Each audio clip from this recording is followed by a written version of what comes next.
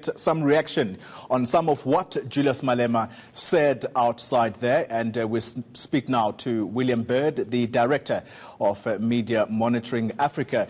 William, good morning to you. So I want to speak specifically about the attacks on journalists. It's not the first time that Julius Malema is doing this. We saw it in his days as the ANC Youth League president. This time around, though, how do we read the attacks on journalists in this particular context?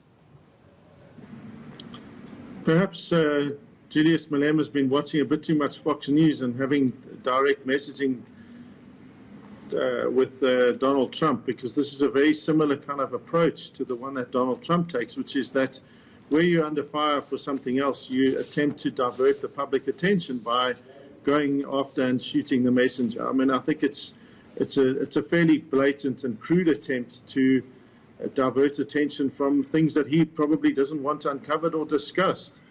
The level of language used, if they had this evidence, the simple question would be, well, then, make a big song and dance about submitting a file to the Zondo Commission and release it to the media. If you've got that stuff, why not present it? Let it speak for itself.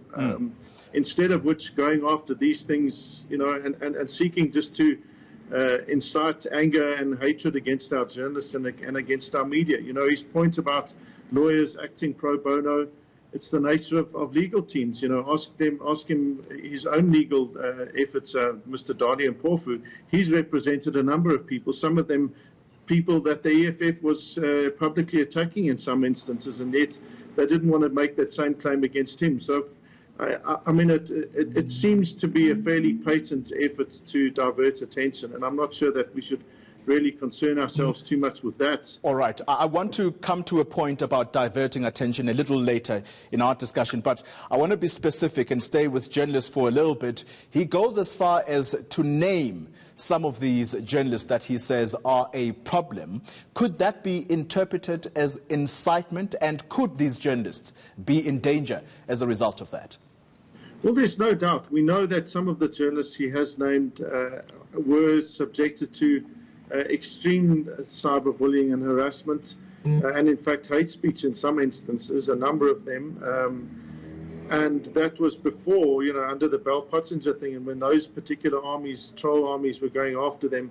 Very interestingly, he made a specific claim about saying, if you go after them, don't, be especially sensitive, don't say anything about them, about their gender, knowing clearly and full well that his various followers and the various people on Twitter would in fact go after them regardless. And certainly we know of a number of very offensive bullying tweets. And I think for the leader of a political party to be inciting anger and hatred towards journalists is grossly irresponsible, and especially as we approach an election period. If we were in an election period, I suspect he may well have fallen foul of any basic electoral code around wanting to not incite violence and anger and inflame those sorts of views against journalists. If you've got an issue with them, report them to the press council.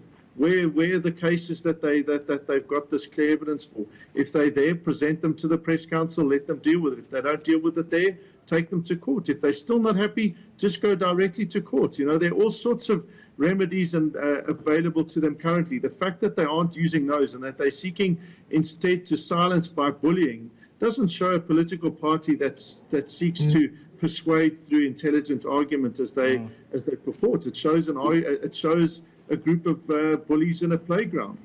William, there's a counter-argument as well, though, that journalists themselves are the ones that perhaps invite these kinds of attacks, these specific journalists perhaps that he names. For example, our recent Minister of Home Affairs attacking one of the journalists and saying that, let's not forget, they were a propagandist for some of the politicians within the ANC fold. Can that be used as a defense? Can that be brought on board as an excuse for this kind of behavior?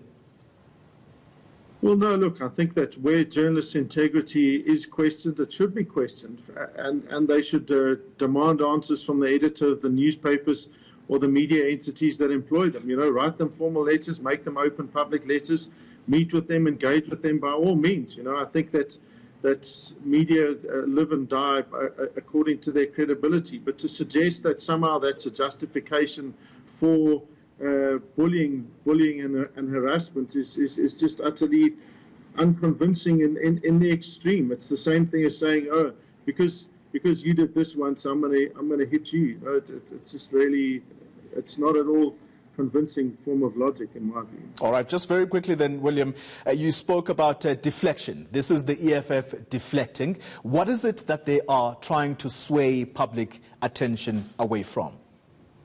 Well, it seems quite clearly that they're seeking to discredit not only Mr. Gordhan, but now the commission and the processes that are unfolding there. So maybe they know about something that's coming. But again, I also think that if you look at the EFF and the media, and this is about how they like to gain media coverage, that if you look, they haven't been number one in the media in recent weeks. You know, aside from some stories around VBS, it's not as though they're the ones that have been determining that media agenda. And this is a pretty clear attempt to try and regain control of the media agenda by going for the media. I think that they probably need to learn some new tactics. All right, William Bird, thank you very much for your insights.